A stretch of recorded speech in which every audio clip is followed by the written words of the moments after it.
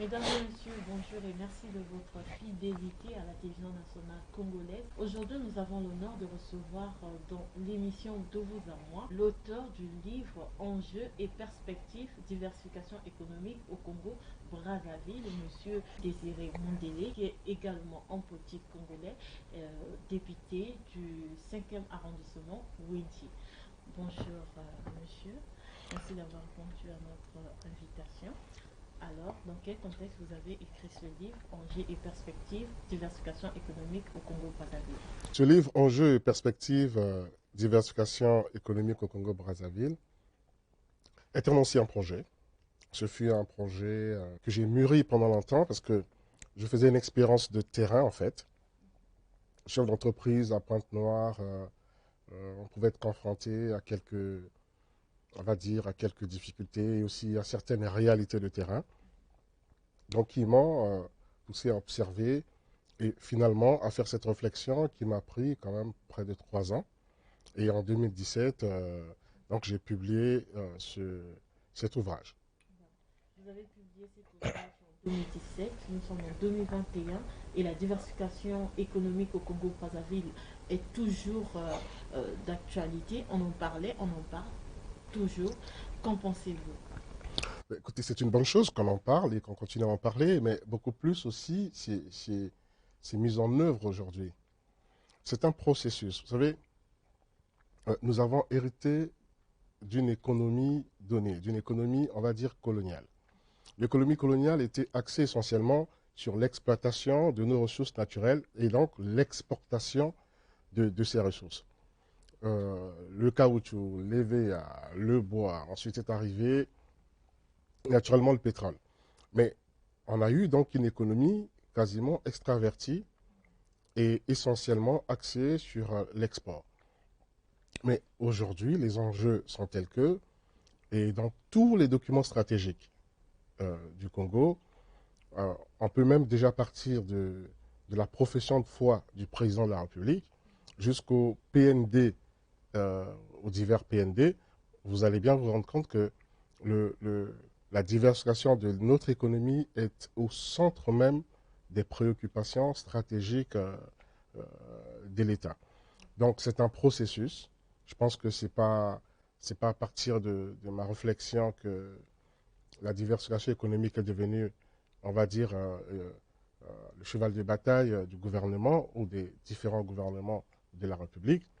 Mais c'est un processus qui est en marche, puisque ce processus requiert des prérequis, on va en parler, qui sont aujourd'hui des réalités et qui, au fur et à mesure, sont en train d'être rassemblés pour, en effet, aller vers cette diversification de l'économie et sortir du tout pétrole sans nier, en effet, cette manne pétrolière que Dieu nous a naturellement donnée. Dans ce livre, vous faites des propositions. Qu'est-ce qu'il faut faire concrètement pour passer à la diversification de l'économie? Bah, ce qu'il faut faire concrètement pour passer à la diversification de l'économie, c'est d'abord une prise de conscience collective. La diversification de l'économie ne peut pas être euh, que réservée une préoccupation du gouvernement ou de l'État. C'est tous les acteurs économiques. Les acteurs privés aussi doivent être préoccupés par la diversification, puisque la diversification, elle passe aussi par euh, le, le changement de structure économique privée, par exemple. C'est-à-dire que, si vous voulez, euh, prenons l'exemple du secteur privé. Le secteur privé aujourd'hui importe beaucoup les matières premières, importe beaucoup plutôt les produits finis, et même les matières premières, aussi les intrants. Mais le secteur privé, pour aussi gagner, devrait plutôt créer des chaînes de valeur, faire en sorte que, au lieu d'importer certains intrants, les fabriquer ici. On peut prendre le domaine agricole, nous avons des minéraux qui permettent aujourd'hui de produire des engrais chimiques, par exemple. Euh, et les sociétés privées peuvent, à ce niveau-là, produire des intrants qu'il faut, et ça va baisser les coûts de production et augmenter non seulement la qualité des produits, mais aussi booster la rentabilité. Ça, c'est au niveau du secteur privé. Au niveau de l'État, c'est créer des conditions. Créer des conditions. On parle beaucoup du climat des affaires, par exemple. On parle beaucoup de certains, parlent de la corruption, parlent de la gouvernance. Mais les mécanismes sont mis en place aujourd'hui par le gouvernement euh, avec des outils de lutte contre la corruption, avec des mécanismes pour assainir le climat des affaires et donc attirer les IDE, les investissements directs étrangers, parce qu'on en a aussi besoin pour aller. Et aujourd'hui, je suis très ravi de voir qu'on a tout un ministère qui est en charge du partenariat public-privé. En tout cas, le processus est en marche. Dans votre livre, vous parlez également de comment est-ce que la politique a influencé sur l'économie. Aujourd'hui encore, on a des entrepreneurs qui se sentent harcelés par les inspecteurs de la douane. Qu'est-ce qu'il faut faire pour changer la mentalité des gens? Non, il n'y a pas que, il y a pas que la douane. Il y a la fiscalité, il y a, faut pas se le cacher. Aujourd'hui, sans sommation, sans être, sans recevoir euh, parfois des relances, une entreprise peut se retrouver sans électricité. Mais souvent, c'est le fait des fonctionnaires, mais qui n'ont, c'est pas la stratégie ou la politique de EDC, par exemple. Mais il peut y avoir dans une entreprise des travailleurs comme ça et qui sont véreux, qui ont d'autres objectifs. Peut-être parce que le système éducatif laisse croire qu'il faut se comporter comme ça quand on est fonctionnaire.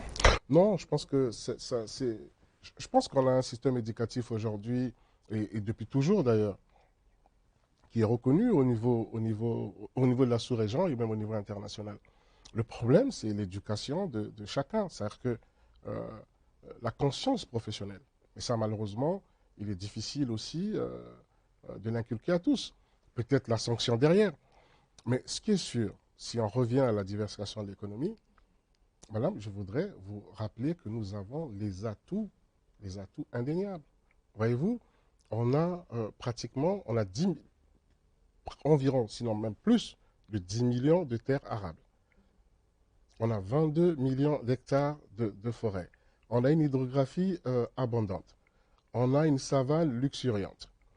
On a tous les atouts. C'est-à-dire que, sans compter la façade maritime et aussi le pétrole, parce que ici, il ne s'agit pas de tourner le dos au pétrole, aux hydrocarbures, pour dire qu'on abandonne le pétrole. Non, c'est utiliser les hydrocarbures comme un atout, c'est un acquis aussi, mais inverser la tendance, moins exporter les matières premières, les transformer sur place, en tout cas le maximum possible, et inversement, euh, faire en sorte que les produits manufacturés partent de chez nous, que les Congolais consomment congolais. Donc il faut qu'on aille vers le Made in Congo, mais pour aller vers le Made in Congo, il faut qu'on produise sur toute la chaîne de valeur des produits congolais, qu'on exporte le produit fini, et inversement, dans tous les pays, il y a toujours ces échanges, exportation et importation. C'est-à-dire qu'inverser la balance commerciale. Est-ce qu'aujourd'hui le Congo a les compétences pour ça, pour transformer sur place? Je pense qu'on a des cadres très compétents qui sont à la SNPC. Souvent, ce sont des cadres aussi qui ont travaillé avec les sociétés des majors, comme Total, Eni et autres, qui sont formés dans les mêmes écoles. Donc l'expertise y est. Je pense que la SNPC est en train de se développer pour devenir effectivement un véritable acteur dans le secteur des hydrocarbures. Nous avions Hydro-Congo hier, aujourd'hui c'est la SNPC. Il faut faire confiance à la SNPC pour qu'elle continue à se développer. Et je pense que les cadres qui animent la SNPC sont des cadres connus et compétents. Et tout va être mis en œuvre pour que la SNPC devienne véritablement un opérateur pétrolier. Mais vous voyez, il ne faut pas qu'on veuille d'une chose et son contraire. C'est-à-dire qu'on ne va pas tout reconcentrer à la SNPC.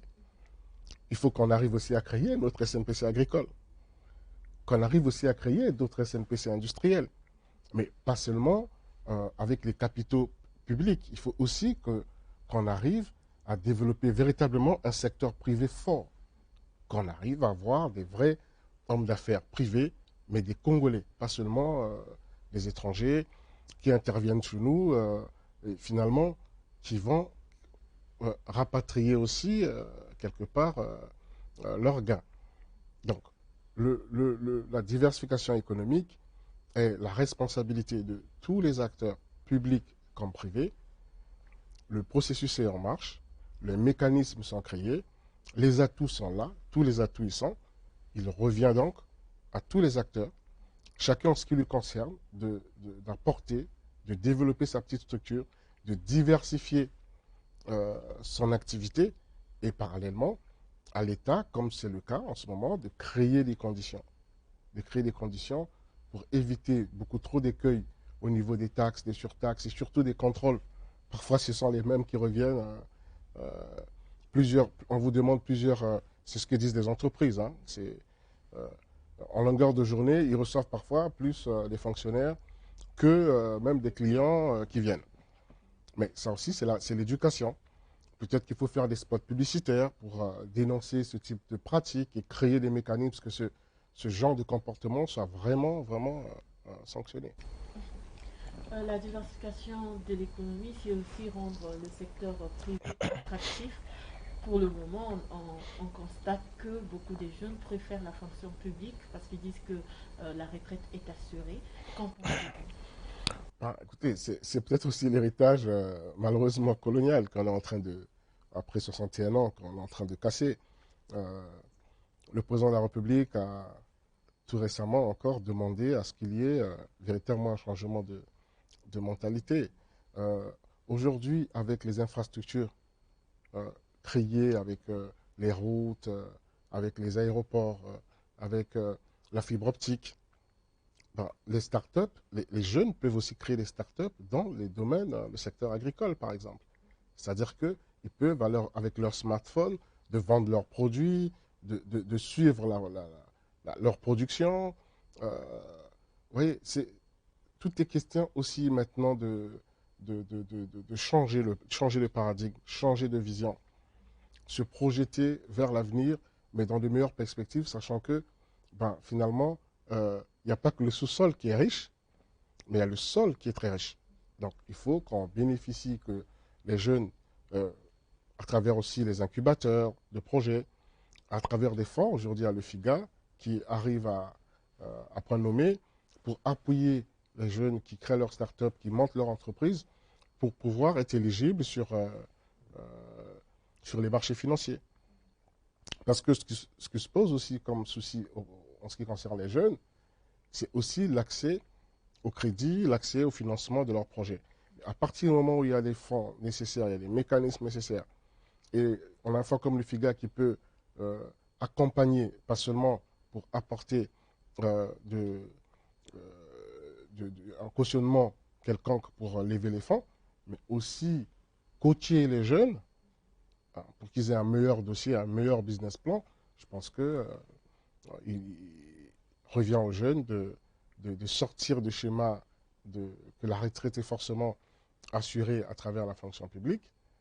Dans tous les cas, aujourd'hui, la réalité est telle que euh, il est bien de se lancer aussi dans le privé. C'est bien d'être aussi son propre patron et de créer son entreprise, aussi de donner de l'emploi à deux, trois et pourquoi pas à plus de Congolais. On parle beaucoup du secteur agricole. Comment rendre ce secteur attractif? Ben, le secteur agricole, déjà, ce qui est important, je disais qu'il y en a les terres arables. Donc, à partir du moment où on a les terres, on a l'espace qu'il faut, euh, il reste quoi? Il reste aussi à apporter le capital. Le premier capital, c'est le capital humain. C'est-à-dire qu'on peut avoir les engins agricoles, on peut avoir les intrants, on peut donner de l'espace, de la terre. Mais si le capital humain ne s'exprime pas, si la passion n'y est pas, si l'engouement n'y est pas, malheureusement, on va vivre certaines expériences parce qu'on a déjà eu des expériences des villages-centres, on a eu tout récemment d'autres types d'expériences. Naturellement, on peut prendre ce qui est positif de chaque expérience, mais c'est le capital humain. Vous voyez, prenez un pays comme Singapour. Celui qui a modifié fondamentalement le visage de Singapour, qui s'appelait Lee Kuan, c'est basé, avait compris, et c'est basé sur la première richesse de Singapour, disait-il, qui était le capital humain. Aujourd'hui, le Congo, 70% de sa population est jeune, et vous savez que la jeunesse congolaise, elle est dynamique, elle entreprend beaucoup. C'est notre premier capital. C'est-à-dire que notre première richesse, c'est cette jeunesse. Maintenant, il faut emmener cette jeunesse à aimer la terre, à cultiver la terre, et dire à cette jeunesse qu'on peut vivre de la terre, on peut être un vrai chef d'entreprise, et surtout que le président de la République, son Excellence M. Denis Sassou Nguesso, parle de la mécanisation de l'agriculture. Aujourd'hui, il ne s'agit pas pour les jeunes de prendre des houes, de commencer à faire une espèce d'agriculture, on va dire, vivrière. Non, on va vers une phase de mécanisation. Donc, à partir de ce moment, et j'en parle d'ailleurs dans le livre, qu'il faut donner des terres, peut-être des concessions de terres aux groupements qui en ont besoin et qui affichent l'ambition avec des projets. Parce qu'il faut un projet. Lorsque le politique parle de l'agriculture et lorsque vous en parlez aussi dans votre livre, par exemple tout à l'heure quand vous parlez des projets, en fait, on a l'impression qu'on parle beaucoup plus des jeunes qui vivent à Brazzaville et à Pointe-Noire, dans des grandes villes qui savent lire et écrire, alors qu'il y a des paysans qui font de l'agriculture. La plupart des projets qui ont été lancés, par exemple par le projet d'appui à la diversification de l'économie ou encore le FIGA, on demande aux gens d'écrire les projets, mais ceux qui sont dans les villages, qui vivent de l'agriculture et qui maîtrisent de ça, ne connaissent pas écrire. C'est ça. Vous savez, les pôles le Congo, notre pays avait des pôles industriels. On avait la Brinza, on a toujours Saris Congo la Brinza, il y avait l'ULCA, l'huilerie du Congo, et il y avait, je peux citer encore une autre société, la MAB, minoterie d'aliments de bétail du Congo, il y avait l'OCV, il y avait l'OCC, l'Office du café et du cacao, mais la production du café et du cacao se faisait dans la Sangha. Vous allez voir qu'à Brazzaville, il n'y avait pas un grand pôle industriel en tant que tel. C'était beaucoup plus dans la Bwenza, dans Niari, dans la Lekumu, un peu à Pointe-Noire aussi, et dans la Sangha avec tout ce qui est lié à l'agroforesterie. Donc il ne s'agit pas ici de fabriquer des agriculteurs d'élite et puis la diversification ne va pas s'appuyer que sur l'agriculture. On a les zones économiques spéciales, par exemple. On a 4 zones économiques spéciales. C'est une expérience réussie dans d'autres pays, à l'île Maurice, par exemple, en Chine. Et nous, on est en train on s'est approprié aussi cette dynamique des S, les 4 zones économiques spéciales. Mais je pense qu'on verra, mais là aussi, on aura besoin de cette jeunesse. On aura besoin de tout le monde, pas seulement des lettrés ou des hyper-diplômés. Pas du tout. C'est entraîner toute une dynamique commune et surtout des gens passionnés. Parce que si vous allez à Mayoko, si vous allez à Kindamba, si vous allez à Mosaka, ceux qui sont en train de faire la pêche continentale par exemple, ce n'est pas forcément des intellectuels. Voilà. Et ils mériteraient aussi d'être accompagnés. Bon. D'accord. Dans la page 95, vous parlez de la bonne gouvernance pour mettre en place cette diversification économique au Congo-Brazzaville. Est-ce que vous pouvez éclairer la lanterne de vos lecteurs sur cette page? Non, il s'agit ici de... Moi, j'ai fait une expérience dans le livre. Vous voyez, je suis parti de la phase coloniale, de la phase post-coloniale, et de voir comment les entreprises, on a eu des fleurons dans notre industrie, et on a vu aussi les faillites successives des entreprises. Ici, la gouvernance, il faut la prendre dans le cadre de la gestion, en fait. C'est-à-dire qu'il faut des bons managers. Il faut un bon management. C'est pas autre chose, c'est pas institutionnel, par exemple. C'est vraiment être précis dans la bonne gestion. Parce qu'on a eu, une fois de plus, des bons chefs d'entreprise. Pas seulement des bons chefs d'entreprise, des bonnes équipes. Des bonnes équipes. Un chef à lui tout seul, il ne peut pas piloter l'entreprise tout seul. Vous savez, un directeur général, il lui faut une équipe autour. un président de conseil d'administration a besoin de tous les administrateurs. Voyez-vous? Donc, il faut des bons managers, il faut des bonnes équipes, des teams vraiment performants pour permettre à ce que les entreprises soient performantes, avec des rapports réguliers, avec des reportings réguliers, avec un suivi régulier de ce qui se passe dans l'entreprise. Autrement, si la gouvernance des entreprises n'est pas bien assurée, quels que soient les investissements, quel que soit le capital humain dont je parlais, ben, la faillite elle va guetter les entreprises. Voilà. On revient au capital humain, en fait. En ce qui concerne la ressource humaine, il y a des jeunes qui cherchent de l'emploi, mais il y a aussi des chefs d'entreprise qui cherchent les jeunes capables de travailler et de suivre les instructions. Qu'est-ce qu'il faut faire? Bah, ce qu'il faut faire, c'est le président de la République le dit dans son projet, la marche vers le développement à l'emploi ensemble, c'est-à-dire qu'il faut adapter, c'est l'adéquation, formation, emploi, formation, opportunité.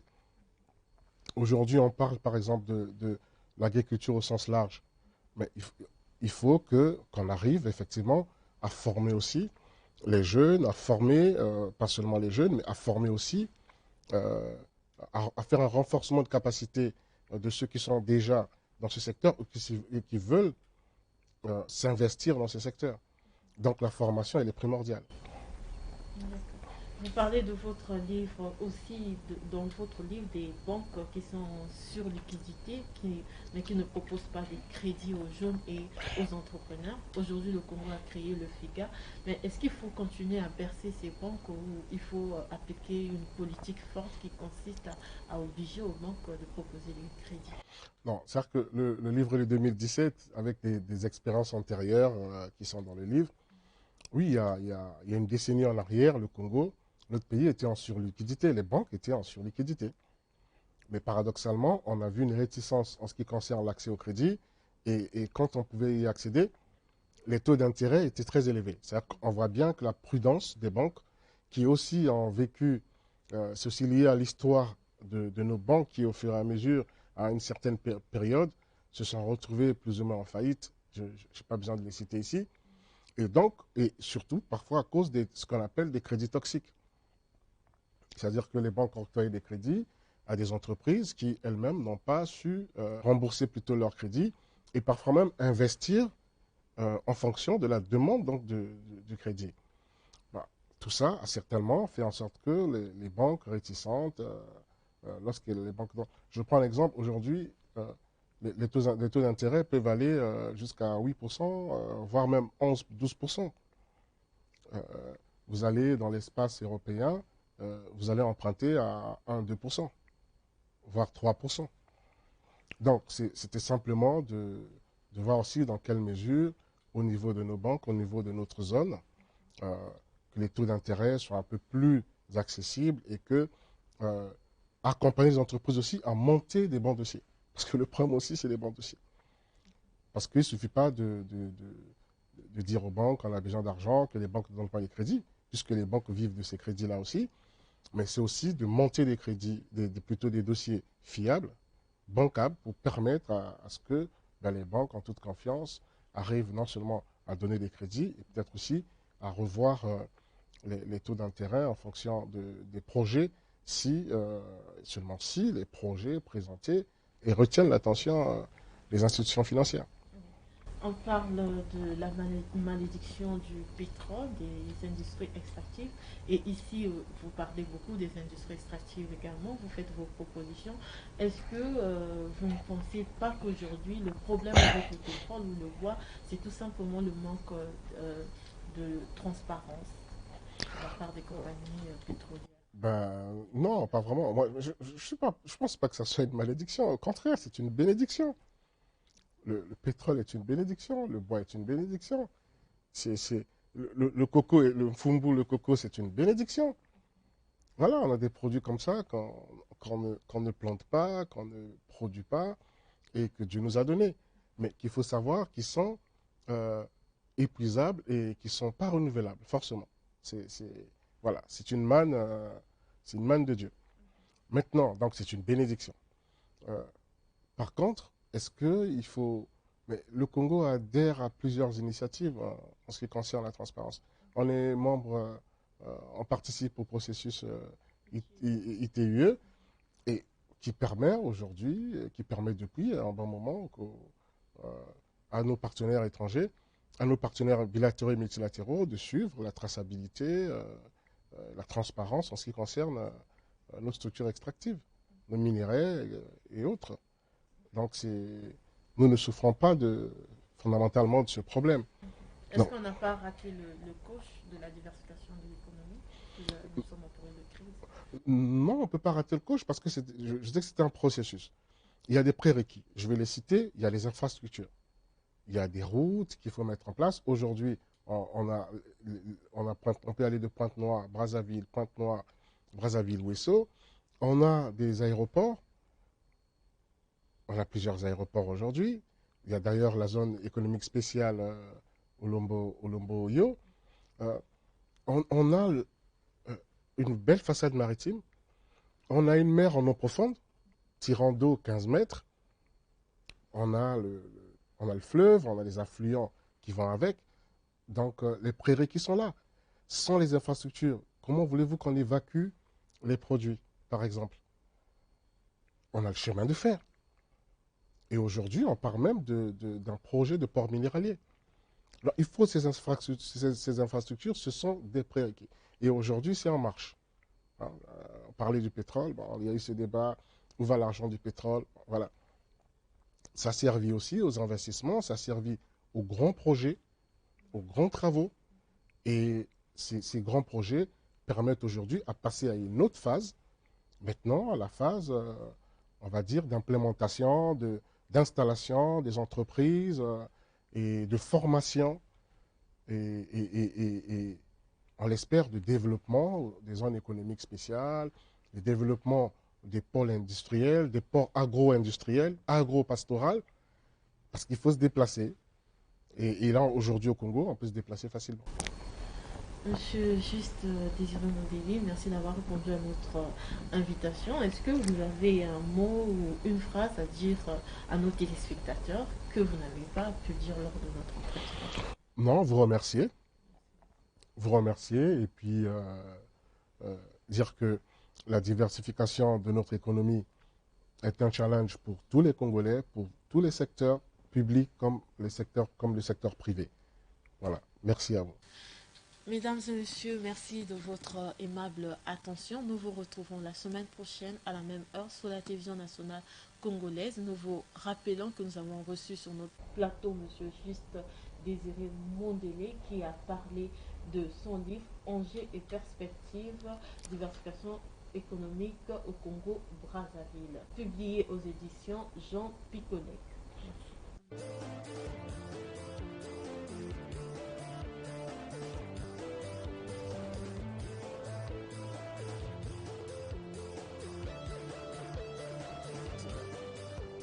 Merci.